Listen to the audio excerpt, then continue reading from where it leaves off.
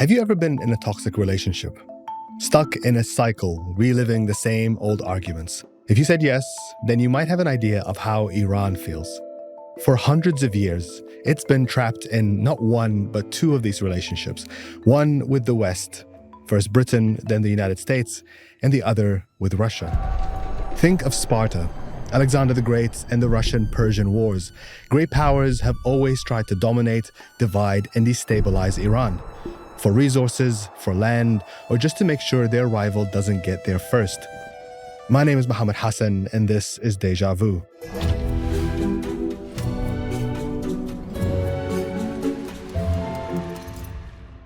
My guest today is Dr. Mehran Kamrava, a political historian and author of A Dynastic History of Iran, from the Qajars to the Pahlavis. He's also a professor of government at Georgetown University, Qatar. Camera's rolling. Our conversation is in two parts. The first in 2025, after what became known as the 12-Day War. The second in July 2026, more than 150 days into the ongoing US-Israeli war on Iran. Dr. Mehran Kamrava, welcome to the show. Good to be here. Thank you. I am in awe of your body of work. You are prolific, and a lot of it is looking very deeply at the history of this region and also the history of Iran. Throughout history, and we've seen this maybe more starkly over the last 100, 150 years, it has become this place that is fought over by great powers. And that is because of resources, and that's because of its geographic location. When does this part of the world suddenly become of interest to these powers, whether they're in the West or in Russia? Well, this part of the world has always been of interest. But the reasons for that interest have changed. So what we see over the last 100 years or so is the discovery of the black gold oil.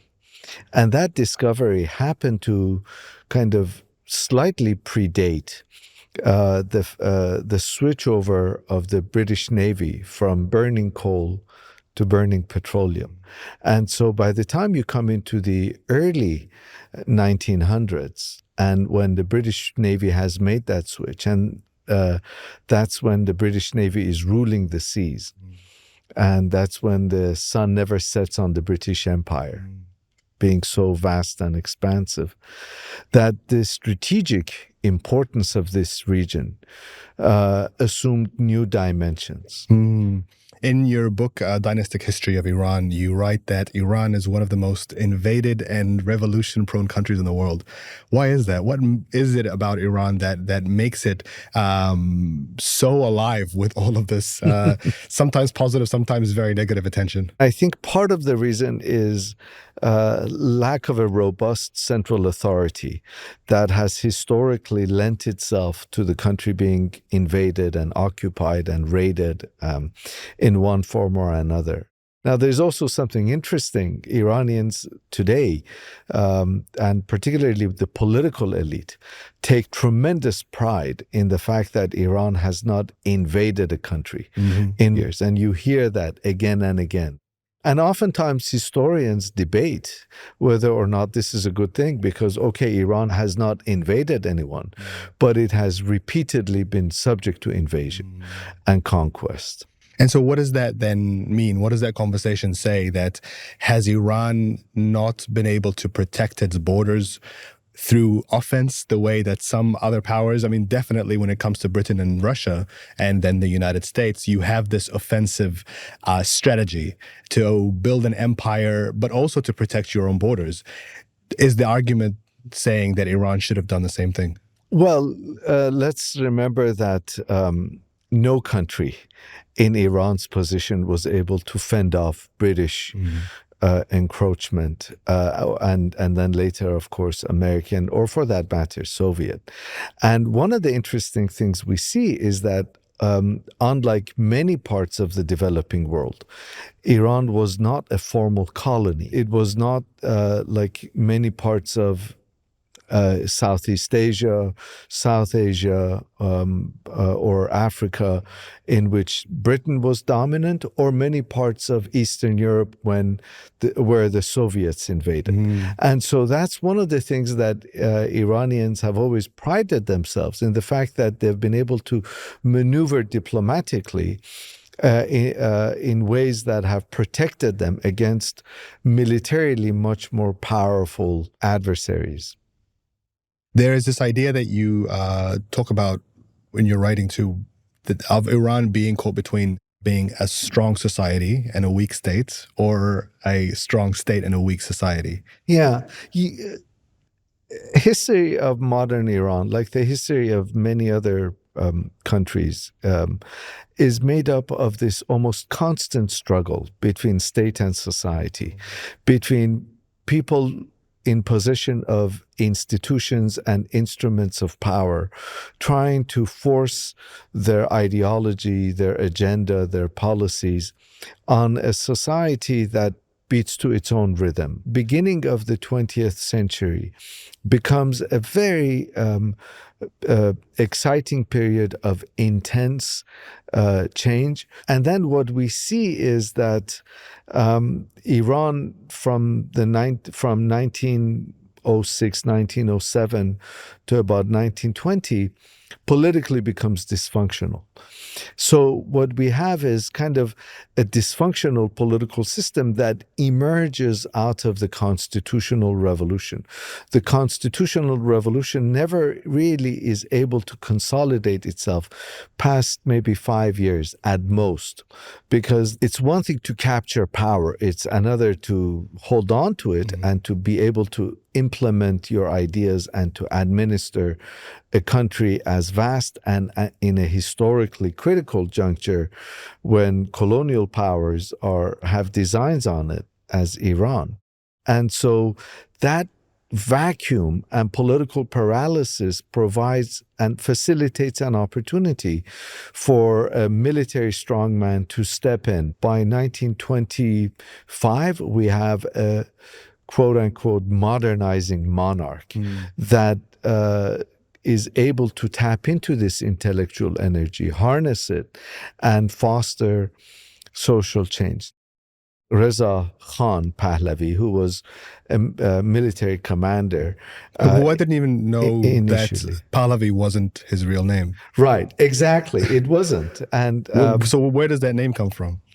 Well, subsequently, we are told that he adopted the name of an ancient Iranian language, Persian language, Iranian language. Then later on, his son, Mohammad Reza Shah, would then take on this idea of the dynasty and then take it much further and talk about how he is celebrating 2,500 years of monarchy in Iran. So this is kind of where this myth begins, right? You use the perfect word, myth. So what we have in Iran is a civic myth monarchy. It's a monarchy that relies on a historical myth of continuity of 2,500 years. And of course, much of this is incorrect because there are big periods in Iranian history going back to the Mongols' invasion, and then, of course, the Arab conquest of Iran, and then kind of a period of internal civil strife inside the country where there's no central authority in Iran. And the central authority that does exist is imposed from the outside. And so, of course, Mohammad Reza Shah was kind of trying to promote a sense of historical continuity in order to give his own rather recent dynasty historical legitimacy. And of course, we see that didn't quite work. Now, you spoke about the outside forces kind of coming in and stepping into the vacuum. And the way you describe in your book the difference between Britain and Russia and what each of these forces wanted out of Iran is really interesting. So you have Britain on one side, Russia on the other. They're both expansionist powers, and Iran is in the middle. What do they both want from Iran? Well, Britain initially wants investments. And for whatever reason, whether it is in Iran or throughout the Arabian Peninsula, Britain decided on indirect influence and indirect rule, unlike what it decided in South Asia and in Africa. And in Iran, monarchy already was in existence. So what Britain did was it made sure that the monarchy is financially indebted.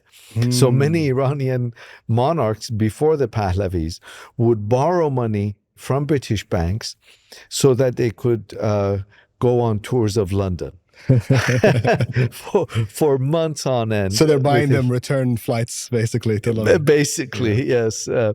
And so these, as you can imagine, we're looking at an entourage of hundreds, and we're not looking at a 2-week trip. We're looking at 2 months, kind of a European tour. So these summer European tours became extremely costly in terms of making the country more and more in debt to the British. And then, of course, we have these long-term agreements called concessions. First for tobacco, Britain controls Iranian tobacco, and then, of course, for oil. And so these long-term oil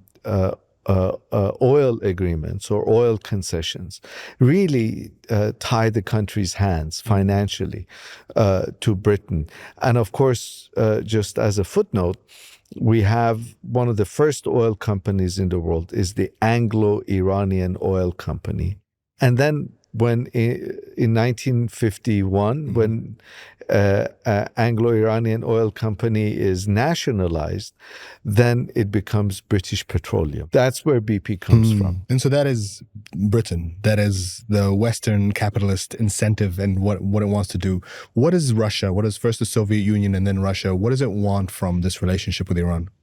Well, it wants to make sure that Britain does not become the paramount power in Iran, because at that time, Iran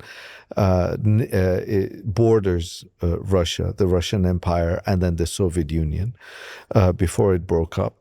And it also wants to ensure that the central power in Tehran toes Russia's or Soviet line. And there's this beautiful episode in one of the Shah's books, Mohammad Reza Shah's books, and he says he and his empress went to Moscow, and at night they knew their room was bugged when they were staying in at the guest house in Moscow. And so he tells his wife, you know what, the Soviets are not interested in selling to us anything. We'll just buy stuff from the Americans. And then the next day, he says, the Soviet approach to them was quite different. They were very friendly. They wanted to make a deal. And so, we have the Soviet Union, and before that, Russia, competing for spheres of influence. And so the assumption is to have allies and friends. What I find interesting, too, is that these two powers would often at times put their rivalries aside to make sure that nobody else gets their hand in Iran. And this happened in World War I, and this happened in World War II. And Iran chose not to take part in both of those wars. What happened as a result?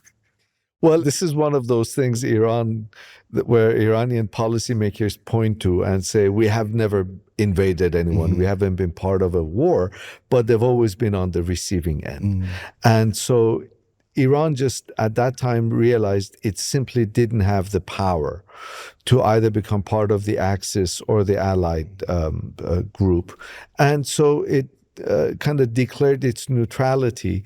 And that neutrality, of course, might have meant something for Iranians. It meant nothing for the Soviets, and it meant nothing for the British. And ultimately, in World War II, it resulted in Britain removing Reza Pahlavi on suspicion of his pro-German sympathies.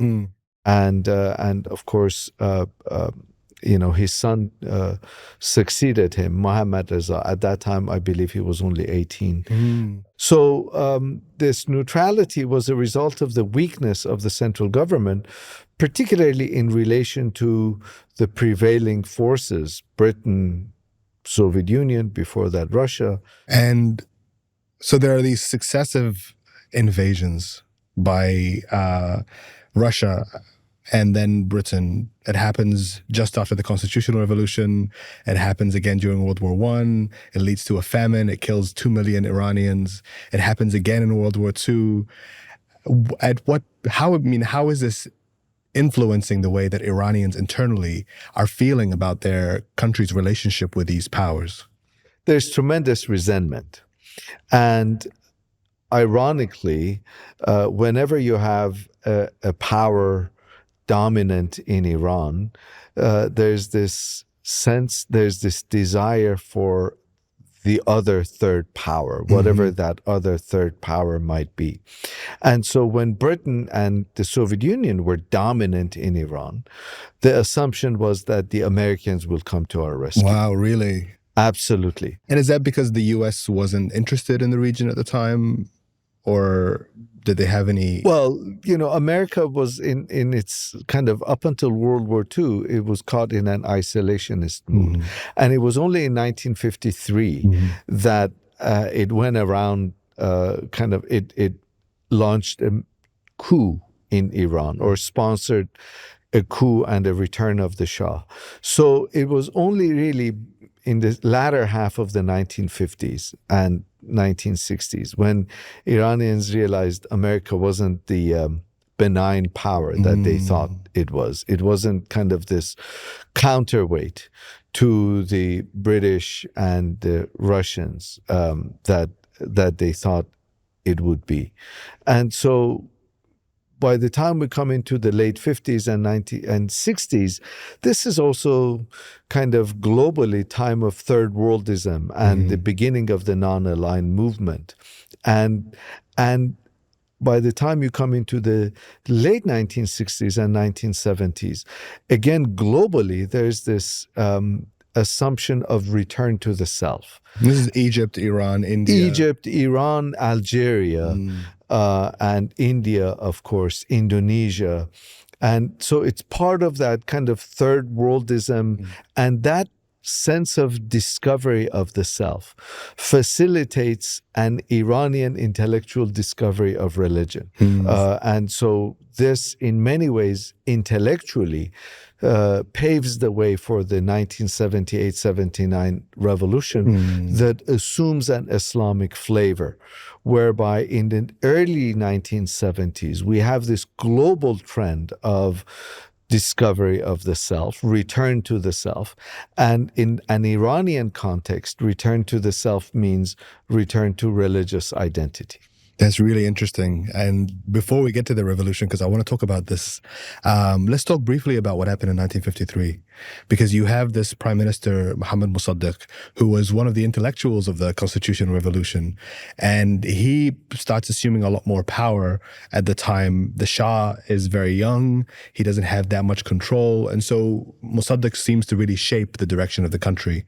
And there then becomes this idea about nationalizing oil, nationalizing the resources, and I assume cutting the parasitic relationship that Iran has with Britain at the time.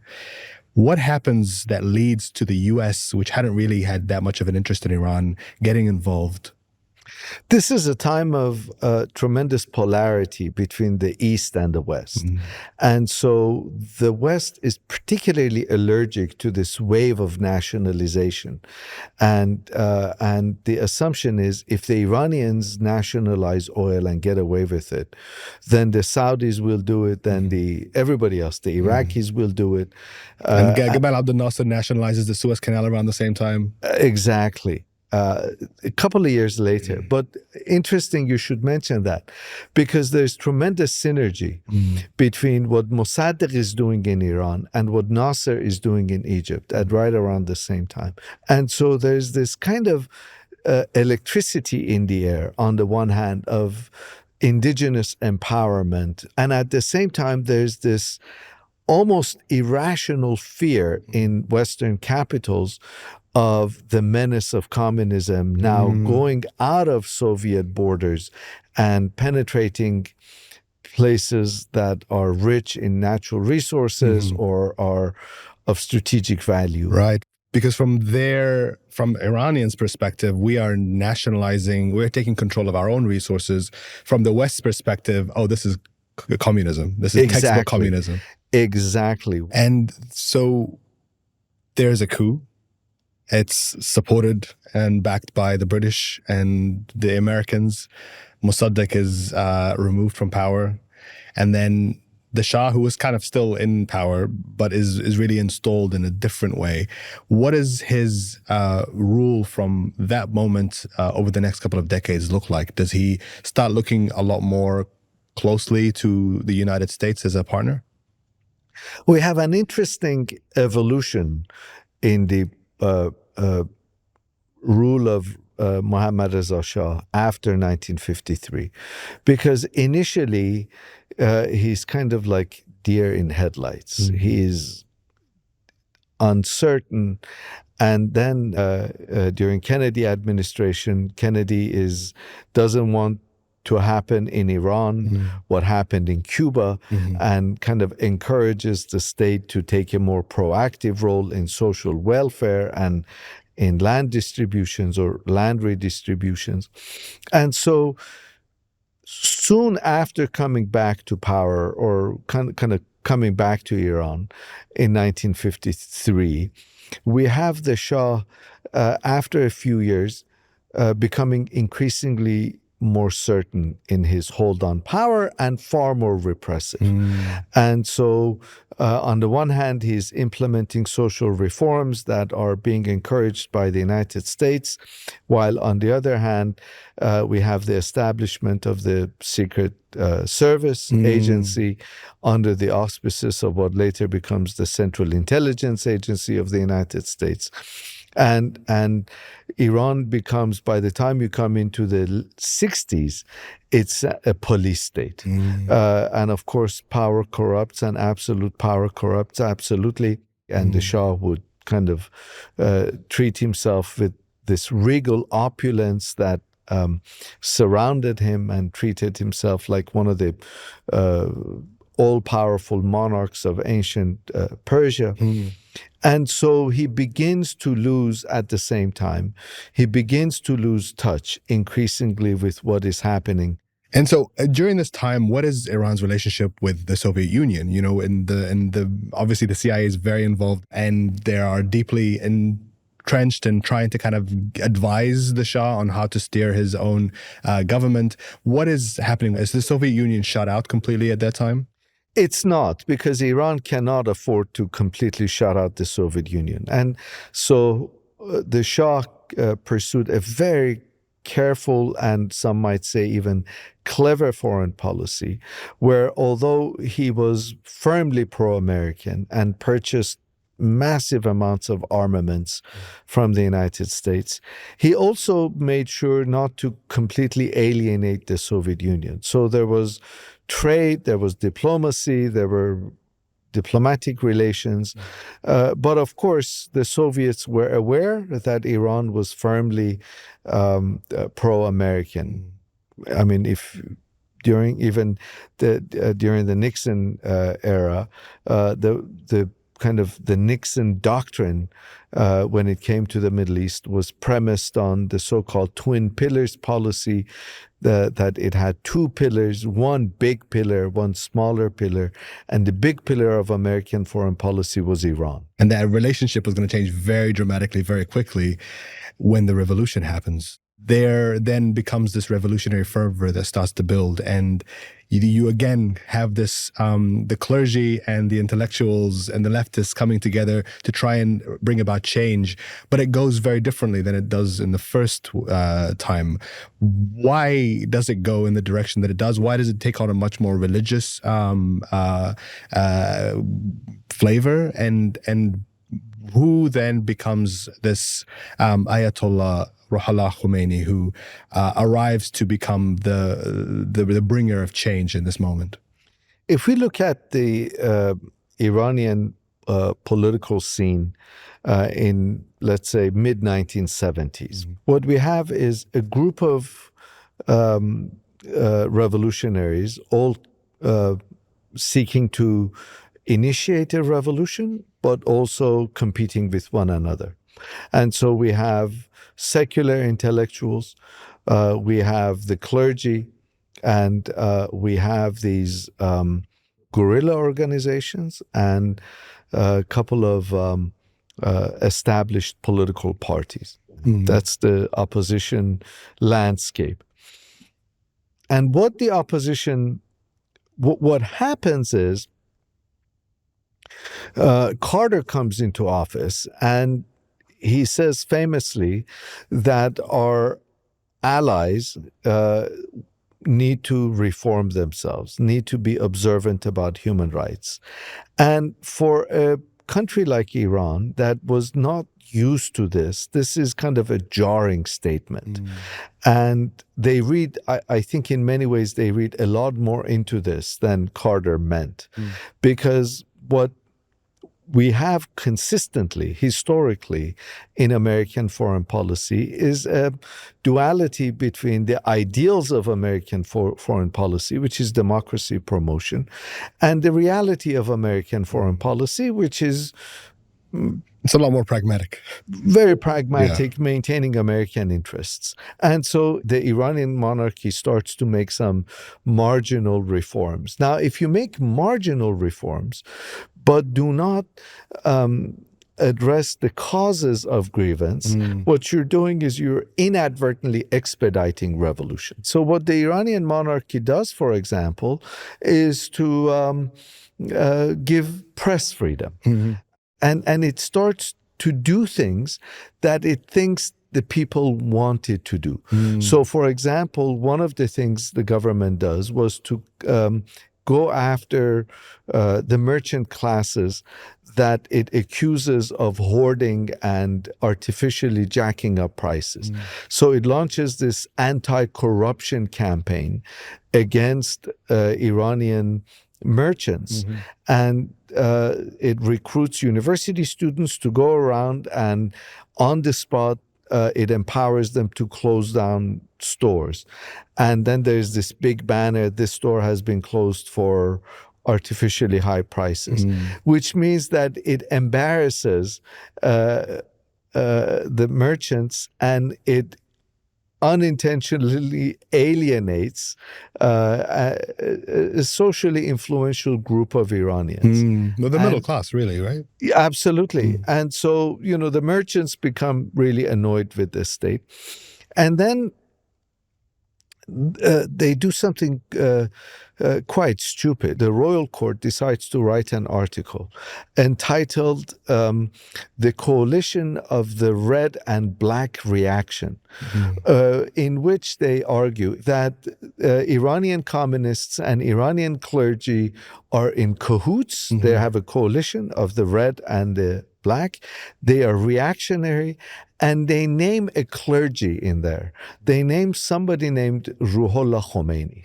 And Ruhollah Khomeini was somebody who had opposed the land reform in the 1960s, and he had opposed the civil code of the 1960s that gave women the right to divorce, and he had been exiled first to Turkey, then to Iraq. And people started to talk about Khomeini at that time. So he didn't have as much of a public popularity that his name wasn't a household name. Right. The government helped make his name a household name by naming him. And if a government that is now becoming increasingly unpopular, a government that has unintentionally provided space for expression, suddenly names somebody as a target, then that person becomes extremely popular. So people started asking themselves, who is Khomeini? Oh yes, he has had a history of opposition to the very oppressive monarchy, to the dictatorship. He was kicked out of his homeland. He's been in exile in Iraq. And at the same time, Khomeini begins to resort to the latest means of communication, which is quite high-tech for its time, which is to tape his sermons in cassette tapes, record his sermons, and those cassette tapes make their way to Iran and are widely distributed. So this is the 1970s versions of Twitter, basically. Absolutely, Yeah. exactly. And then the government makes yet another mistake, which is to ask the Iraqi government to get rid of Khomeini, because they figure that his proximity to Iran is one of the reasons that Khomeini is so popular, and that if he is away from Iran, then he's not as popular. And Khomeini ends up in France. And here's a democracy in which the world media has now ready access to what they perceive to be a 1970s version of Gandhi.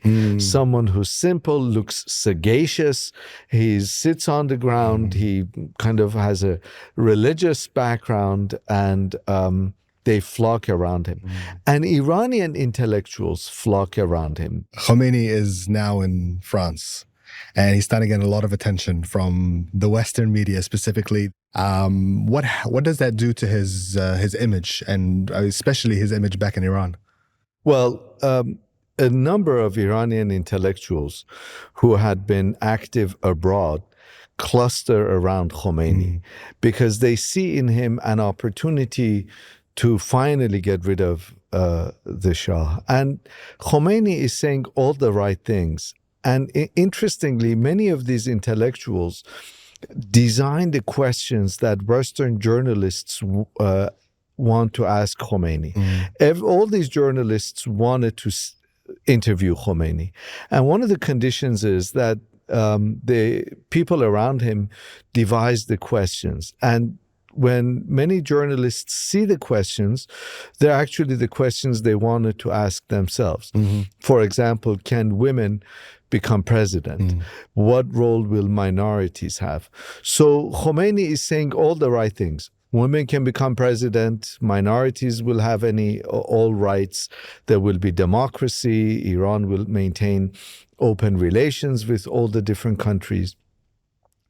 And so initially, Khomeini emerges as the symbol of revolution quite inadvertently. There's a couple of other things happening in Iran as well. We have a massive recession in the construction industry in Iran. So a lot of the rural migrants who have come into the cities to enter the construction industry are suddenly unemployed. They're not going to go back to their rural communities. They're going to loiter around in the cities in order to kind of eke out a living. And they cannot go to coffee houses, tea houses. They cannot go to movie houses. They end up in mosques. So you have this restless population that is in mosques because it's free to go. There are these religious sermons that are near and dear to one's heart. And on the other hand, at the same time, we have the emergence of a religiously oriented revolutionary leader who's saying all the right things. And as I mentioned earlier, pre-revolutionary government is busy shooting itself in the foot. It's just doing everything wrong. So, for example, a few people demonstrate, unintentionally one or two people die, then their funeral processions become big marches, and more people die, and so you have the emergence of martyrs all of a sudden, revolutionary martyrs. So the government is panicking, doesn't necessarily know what to do, how to contain what is snowballing. It's not just haphazard acts of rebellion, but has now become a nationwide movement of protest. And so slowly what we have is a spontaneous revolution in Iran, whereby in many ways, these haphazard acts of protest become more and more widespread. They develop organic ties with one another, and we have the emergence of a very articulate, sagacious figure, most people don't know enough about him, but they know that he is a leader of what is becoming an opposition. He is the Imam suddenly. He's not just Ayatollah Khomeini, but he is the commander of the faithful. And so by the time we come into the final months of 1978, Khomeini has emerged as an extremely powerful symbol of the movement to oppose the Shah. And his message, the message of religion, his message of Islam, has become the primary language through which people are opposing the government. It wasn't that the revolution was an Islamic revolution to begin with, but it was a popular revolution that emerged as Islamic. In fact, in the very first constitution that Khomeini asked one of his affiliates, one of his associates to draft, there is no role given to the clergy in the Iranian political system. It's a republican political system with absolutely no role for the clergy. It's only later when intellectuals, Iranian liberal intellectuals, say that this revolution was not drafted democratically. It was just drafted by someone. And what we need to do is to put together a revolutionary consultative assembly that is made up of experts that are popularly elected by people, and then they draft a constitution. It's only then, in that second draft or third draft of the constitution, that there's a role, a very deciding and decisive role articulated for the clergy. What happens after the Khomeini assumes power, this revolution happens, there's a new constitution, is a series of very dramatic events that take place very quickly. And there's the hostage crisis, there is the Iran-Iraq war that starts not long after, and there are so many challenges from outside of the country that immediately try and undermine this new government, this new way of doing things. Why is it that the US and Iran have this very dramatic falling out? And how does the new regime in Iran survive that?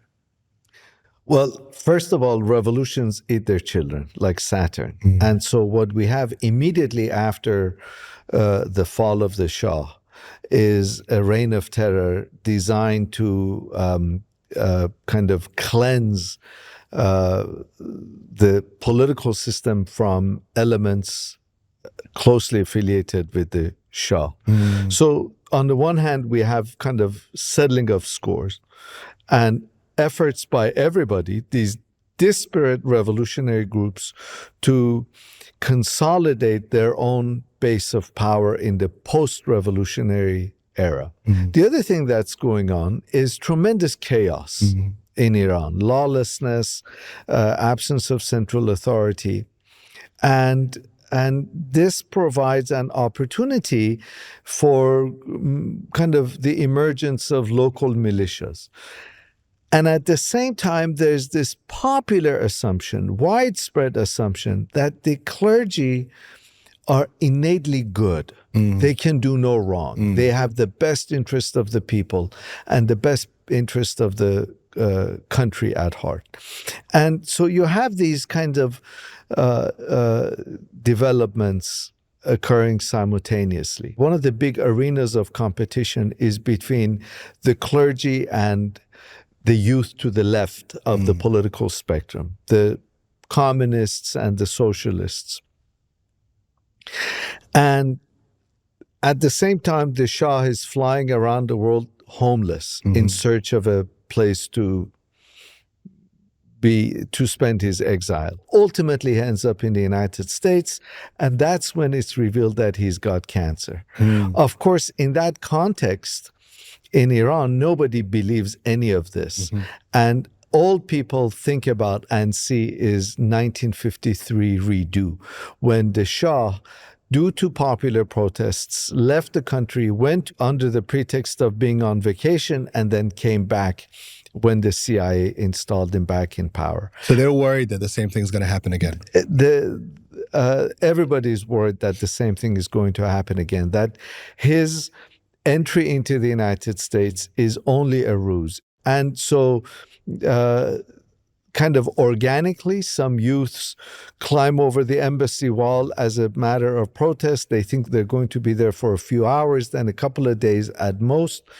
And the clergy sees this as a golden opportunity to outdo the communists.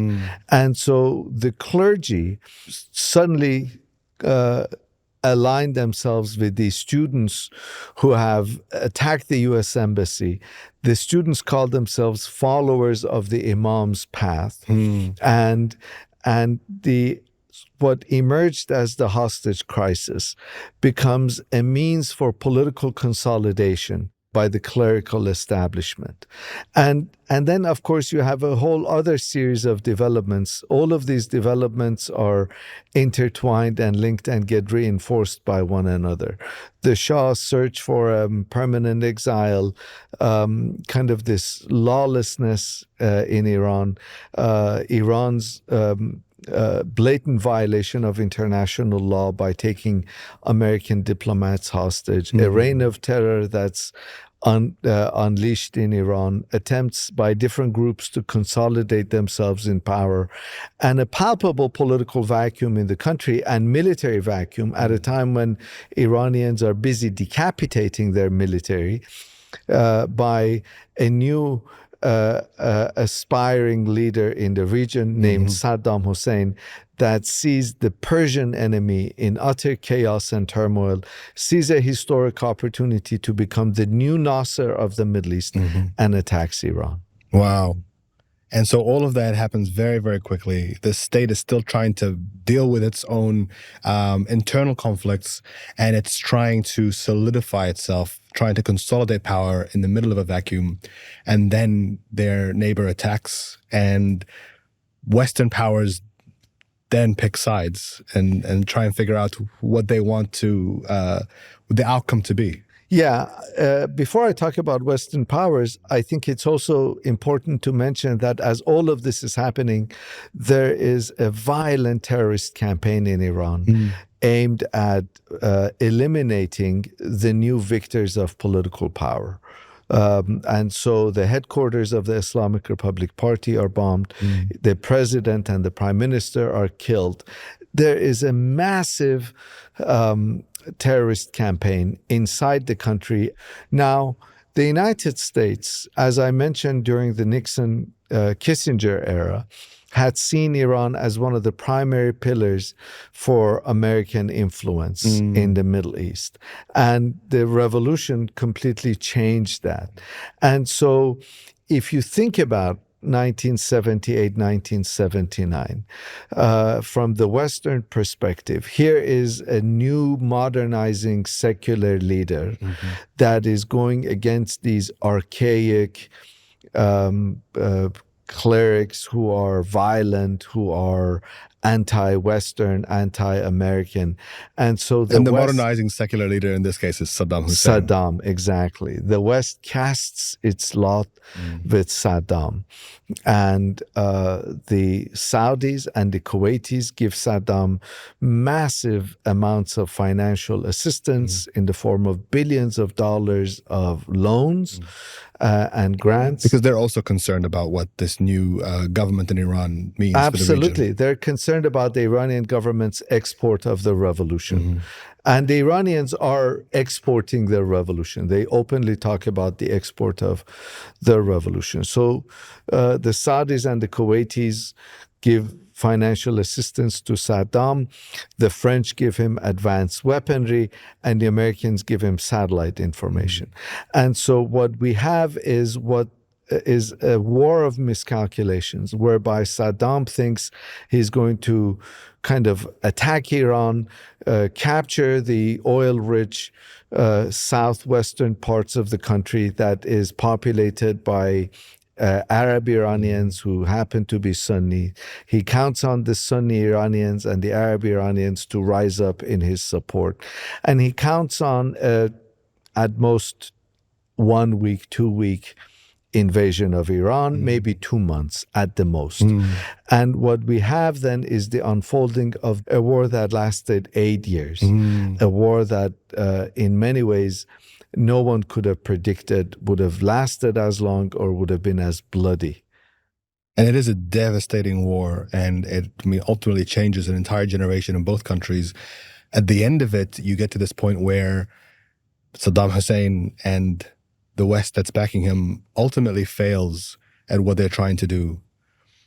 What does this government in Iran emerge as? Does it emerge with a sense of destiny, that it survived this attempt at invasion that maybe their predecessors have fallen ill to? It wasn't so much a sense of destiny. It was a sense that Iran is strategically alone and that it needs to rely on itself. And one of the things that we often ignore is the lingering influence of the legacy of the war with Iraq in Iran's policy making today. When policy is made in Iran today, it is with an eye towards lessons of the Iraq war, that Iran was alone. Nobody would sell weapons to Iran. Everybody was kind of ganging up on Iran. And that Iran needs to rely on its own resources, its own know-how to be able to defend itself. And at what point in time does Israel really come into the picture for Iran as this kind of regional threat that could become at some point what Saddam Hussein was during that period? In some ways, Israel emerging as the enemy is a self-fulfilling prophecy, because Iran's foreign policy in the years following the revolution is extremely ideological and full of rhetoric, at least in rhetoric, if not in practice. In practice, it is very pragmatic. It wants to advocate Iranian national interests, but it kind of claims the mantle of Palestinian liberation. And this mantle of Palestinian liberation is part and parcel of Islamic ideology of the revolutionary government. But it is also extremely useful as a tool for consolidating power domestically, eliminating enemies by branding them as supporters of Israel or as not sufficiently committed to the revolutionary cause. And so on the one hand, we have in Iran this kind of rhetorical enemy of Israel being built up. In Israel, a similar development is happening whereby Israeli body politic is moving increasingly to the right, and messianic assumption begins to take hold that we're surrounded by enemies, and this Iranophobia begins to really take hold among Israeli policymakers. We don't have a Netanyahu then yet, but this trend that today Benjamin Netanyahu represents, which is determined to kind of eradicate the Iranian threat, traces back to the 1990s. And so what we have is the Lebanese Hezbollah becomes a major source of deterrence. Syria is firmly allied with Iran, and that Syria becomes Iran's strategic depth, as Khamenei called it. And Israel, for its part, isn't sitting around silently. It is also undermining Iran, trying to sabotage Iran's nuclear power plants. It is trying to eliminate Iranian nuclear scientists through assassinations throughout the 2000s. And so we have these kind of two countries that unintentionally suddenly find themselves on a crash course. And it's interesting because there's something that they both share, which is a deep anxiety about their borders, right? Like about how to protect that. And I'm sure for Iran, the lesson of the Iraq war was that we have to protect our borders. And is that where then these proxy relationships with Hezbollah and Syria develop, like this idea of strategic depth? Like, what is behind that? Yeah, exactly. After the hostage crisis and its own revolutionary excesses, finds itself being branded increasingly as a rogue state, and a state which fewer and fewer countries want to have close relations with. And so any country wants to have allies or looks for allies and friends where it can get them. And so it finds them in these non-state actors. It establishes and later funds Hezbollah in Lebanon as a non-state actor, and then in Afghanistan. And what we have throughout the 1990s and especially 2000s, at the end of the first decade, we have a steady, at first a gradual, but then a sudden proliferation of weak states in the Middle East. We have states in which the central authority, for whatever reason, cannot exercise full control over the entire territory. After 2003 in Iraq, prior to that in Lebanon, in Afghanistan. And so what Iranians do is to establish relations with these non-state actors that they use as what they see as a source of deterrence and defense. Others see them not as a source of defense and a source of deterrence, but they see them as a means of offense and as a means of hegemony, Iranian hegemony and expansionism. We have a clash of perspectives. Iranians engage what they see as defensive realism, that kind of, we're very pragmatic, we just want to defend ourselves. And then the Arab countries, particularly, and Israel, see this as a means of hegemony and as an indication of Iranian expansionism. And then in the middle of all of this, then becomes this conversation around nuclear power.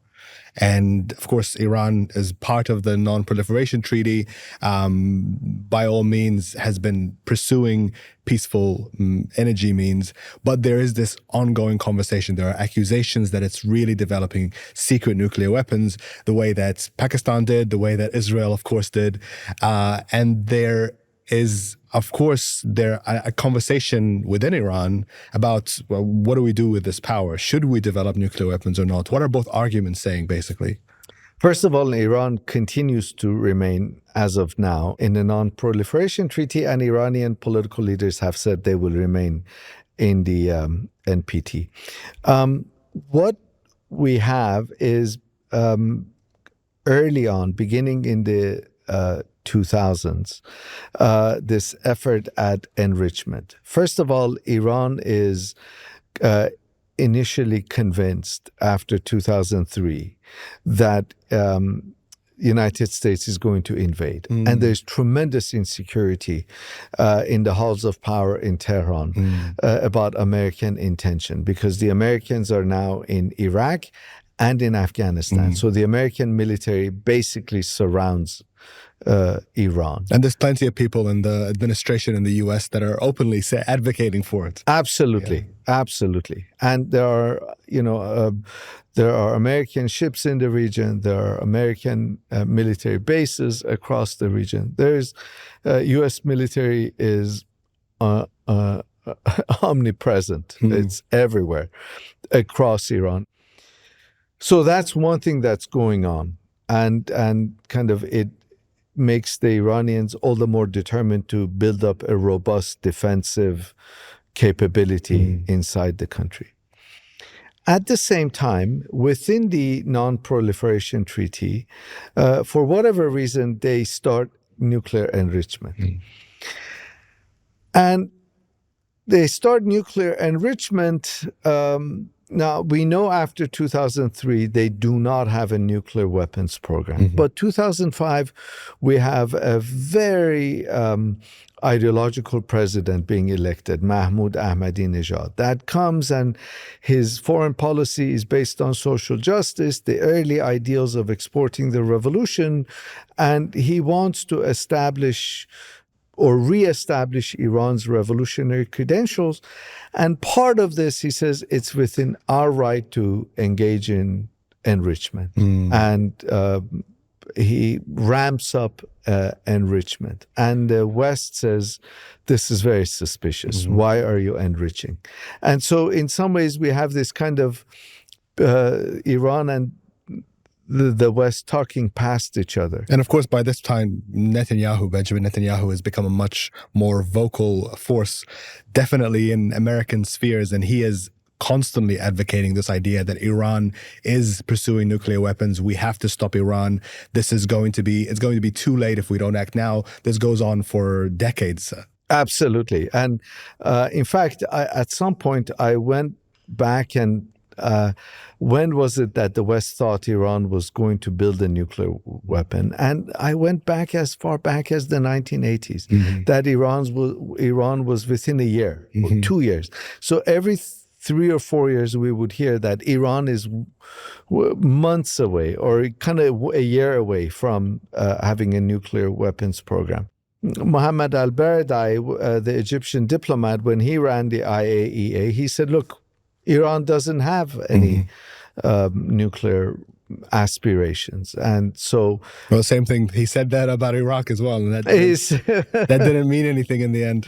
Didn't mean much at the end, exactly. So the question is, why do the Iranians insist on enrichment? If they don't want a bomb, okay, we know it's in their within their right to engage in enrichment. But any politician does a cost-benefit analysis and then bases his or her policies accordingly. What are the costs? What are the benefits of pursuing a particular line?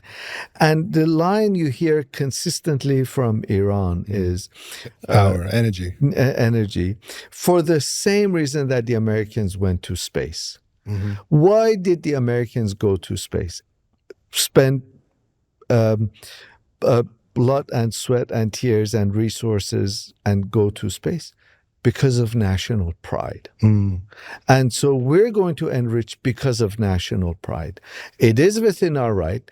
We don't have any evil intention. That's what we're doing. And this debate has re-emerged in the aftermath of the 12-Day War. Does it make sense for Iran to continue enriching? That's a question that has re-emerged now. I wonder, are there voices in Iran that look at what happened and say, well, if we had nuclear weapons, none of this would have happened. They wouldn't have dared actually come after our nuclear program. Absolutely. And those voices have become much more empowered and they resonate with far greater number of people. First of all, as you remember, George W. Bush came up with the phrase axis of evil. And if you think about it, the 3 members of the axis of evil, 2 of those members have been attacked that have not had nuclear weapons. Iraq and Iran. North Korea, that keeps saying, look at me, I have nuclear weapons, nobody has touched. That is conducting tests. That is conducting tests. Yeah. Nobody has touched. So that's something that irony isn't lost on Iranians. This is something that is going to shape, this debate is going to shape how Iranian security policy unfolds moving forward. People often talk about, in geopolitics circles, the idea of a grand strategy, that every country has a grand strategy and that decides its domestic policy, but more importantly, it decides its foreign policy. What do you think Iran's grand strategy is now? I don't know if Iran has a grand strategy, quite frankly. But I think, at least for the time being, for the foreseeable future, there is a stark realization that the axis of resistance is no more. So Iran no longer has Hezbollah and military presence in Syria, and kind of even Hashd Shabi and Iraqi militia are not as potent.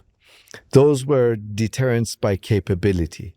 Now it's deterrence by punishment. If you attack me, I'm going to give you a bloody nose. And the assumption among Iranian policymakers was that they were going to receive a blow, they were going to absorb that blow, and they were going to hit back. And they did. And the assumption is that Israel is not able to engage in a prolonged war of attrition, whereas Iran is. Consistently, we've seen that Iran wants to be taken seriously, and it wants to be taken as a heavyweight that it thinks it is. And I think, one of the things we see with revolutionary states is that revolutions bestow people a sense of empowerment, a can-do spirit. And when someone like the United States or a country like or a series of countries like the European Union consistently ignore what Iran perceives to be its legitimate right. They say, look, we stayed within the nuclear accord. It was the United States that pulled out. It was the European Union that didn't have the backbone to live up to its end of the bargain. You don't take us seriously. That's what they want to see. Over the past 36 hours, the United States and its partners have launched Operation Epic Fury, one of the largest, most complex, most overwhelming military offensives the world has ever seen. Nobody's seen anything like it. We have hit hundreds of targets in Iran, including Revolutionary Guard facilities. Iran's formerly supreme leader, Ayatollah Khamenei, is dead. I first spoke with Mehran Kamrava in 2025, but so much has happened since. And to make sense of all that's unfolded in Iran's history, I sat down with him again. Dr. Mehran Kamrava, welcome back to Deja Vu. Thank you. It's a pleasure being here. I wanted to invite you back onto the program because we had the bulk of this conversation at the end of 2025. And then the war happened, the big one.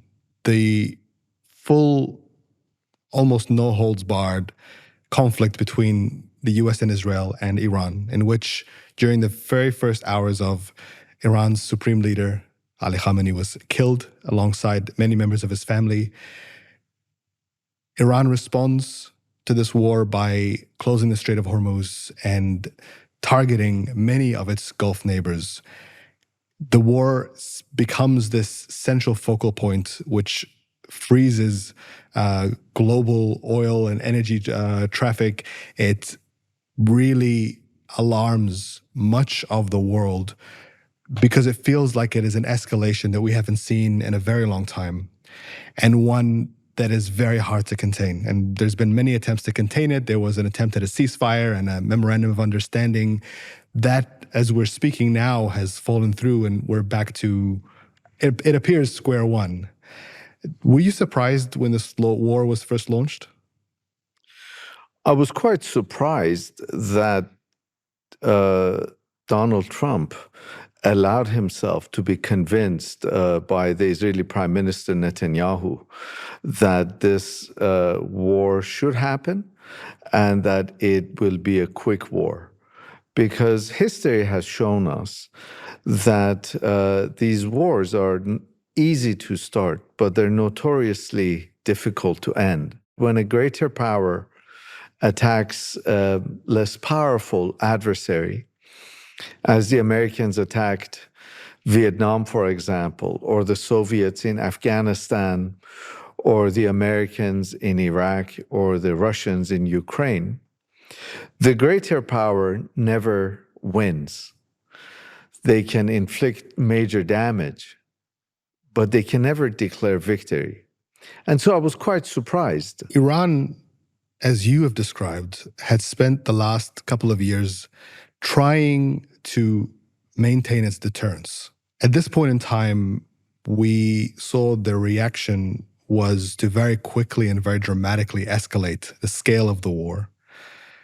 What do you make of that response? Do you think something changed in Iran? Definitely.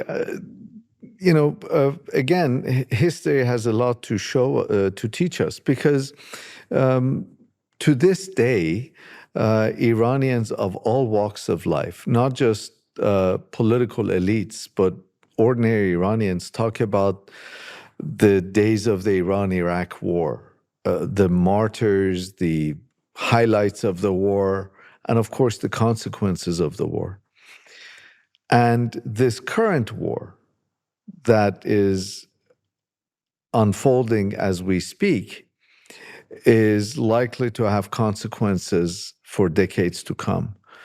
And what we've seen is an evolution of the way that Iranian policymakers have approached the war.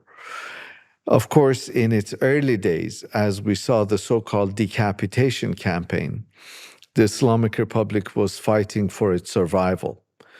And it was a question of the very existence of the political system. And in that sense, simple survival was seen as victory. And then as the war dragged on, and as Iran realized, it's not just a question of survival, but in fact, they could inflict serious damage to the United States and American interests. And so the approach of the war has changed. And however way this war ends, I think will continue to have consequences across multiple dimensions, historically, politically, diplomatically, of course, economically and militarily. When we last spoke, you mentioned the impact of the Iran-Iraq war on the psyche of Iran and the lessons that it learned from that war, specifically in that it was alone in the region and it didn't have allies. Do you think that has changed?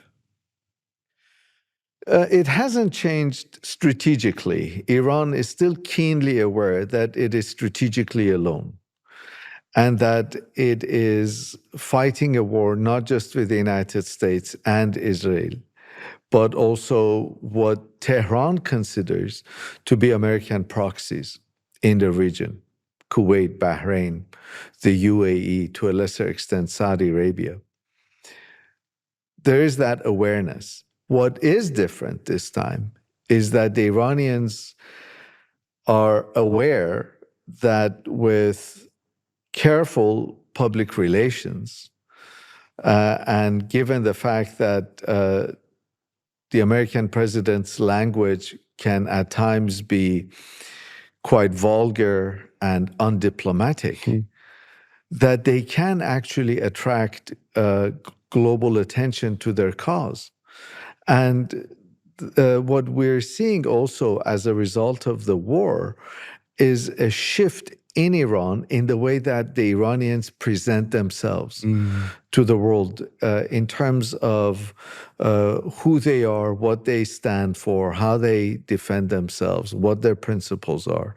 In fact, historically, the Islamic Republic has been quite weak in not justifying itself, but in explaining itself, in explaining its policies. Its public diplomacy has been quite vacuous. Its PR campaigns have been archaic at best or non-existent at worst. And that is beginning to change with very slick videos, very clever tweets that Iranian embassies around the world are sending out, and kind of a concerted effort to present a different image of Iran. And so they may not necessarily have the support of policymakers in the Gulf Cooperation Council or in Europe or elsewhere, but certainly they're aware that they have greater public sympathy than they ever probably have had in the past. This war began with a very different intention than the one that we saw last year in June, which was aimed, at least publicly, to take out nuclear sites. This one, from the very beginning, was very clear. It was an attempt to take out the Islamic Republic itself, to dismantle the political regime from the very top. And we saw that with the decapitation campaign. And Israeli Prime Minister Benjamin Netanyahu was very clear that he wanted Iranian people to rise up and overthrow their rulers, overthrow the IRGC, and that didn't happen. Far from it. And one of the astounding things, as you mentioned, the IRGC itself, which was created in part to prevent the revolution from collapsing or from being overtaken or overthrown, loses all of its senior leadership very, very quickly. And yet it is able to survive and decentralize and operate on a plan that, as you said, seems to have already been in place. What does this do for the revolution? Where is the revolution today? Has it still survived ideologically? Has it survived militarily? Does it survive into the future? That's a really good question. And I have often been of the opinion that the Islamic Republic of Iran is going the way of the People's Republic of China, in the sense that within a decade or so, Iran will be as Islamic as China is communist. And now if you apply the so-called China model to Iran, what we see is a political system that is Islamic in its veneer. It is Islamic in its official sources of legitimacy. It would still have a supreme leader, as it does now, but its observance of Islamic principles is as instrumental as China's use of communist ideology is. So Islam is used instrumentally, as an instrument for political ends. And this we saw actually with the older Khamenei, prior to Khamenei's departure from the scene. And given the fact that we haven't even seen or heard of the new supreme leader, and the fact that in many ways he's the hidden leader, it just further demonstrates the instrumentalized use of Islam as kind of a source of legitimacy, as a political tool. But it's not, the Islamic Republic today is a lot less Islamic than at any time in the past. And so it's Islamic in some very minor or key ways in which that suit the state, but government officials look the other way when it suits their purposes. And so moving forward, I cannot imagine that the Islamic Republic would collapse, but it would certainly go through fundamental internal transformations, the beginnings of which we have already witnessed. Finally, Dr. Kamrava, when we last spoke, I asked you what you thought Iran wanted from the West. And you said that fundamentally, Iran wants to be taken seriously. Do you think it's achieved that? I think it certainly has achieved being taken seriously, if not by the West, certainly by those who look at Iran. I am loath to use the expression global South, but certainly in the developing world, Iran is perceived very differently, with respect and even admiration, given that it has fought and it has survived, not just survived, but it has fought the Americans and the Israelis in the way that it has. So I think Iran has a new sense of confidence historically that it has stood by itself and it has stood on its feet. The reason I'm not kind of saying, yes, the West takes Iran seriously, is because if we look at the West in general and Europe in particular, there's a wave of Islamophobia across Europe that is reluctant to see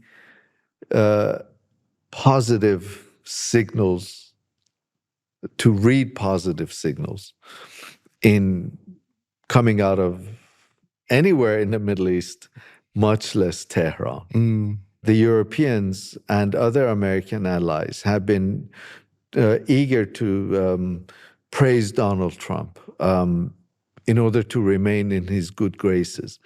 I'm not sure if there's even a begrudging recognition of respect for Iran. But do you think Iran then is at a point where it doesn't need that acknowledgement anymore from the West? I think the Iranian state, certainly the second generation of post-revolutionary leaders, those who are running the show now in Tehran, have a sense of confidence and a recognition that they can stand on their own feet, and that they have enough friends globally, if not necessarily in Western capitals, but they do have enough friends and enough international capital to be able to make their presence felt globally. Dr. Mehran Kamrava, it's such a pleasure to talk to you again. Thank you for coming back, and thank you for joining us in this conversation on Deja Vu. Thank you very much. I've thoroughly enjoyed the conversation, and it's a pleasure being back. Thank you.